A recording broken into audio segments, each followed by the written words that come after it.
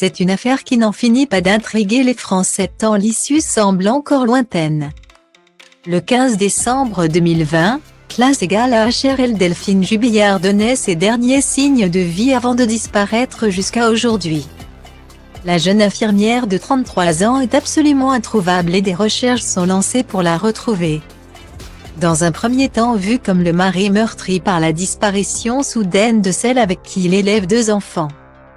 Cédric Jubillard est finalement désigné comme le suspect numéro 1 dans cette affaire. Mis en examen pour meurtre par conjoint le 18 juin dernier, il est détenu dans la prison de Cesse.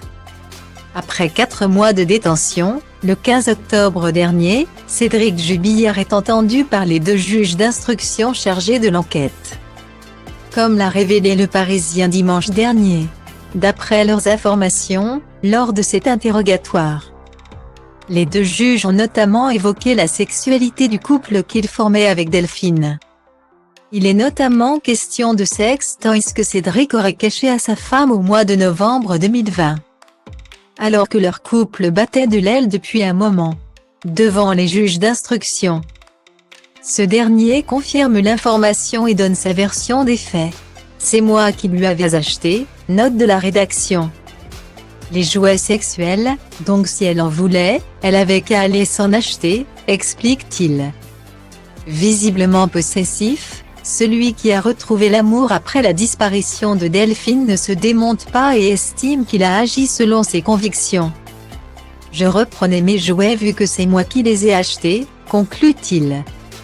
Un agissement qui est sûrement à rapprocher avec la vie sexuelle assez terne du couple, qui connaît peu de moments intimes, comme Delphine le confie à ses meilleurs amis.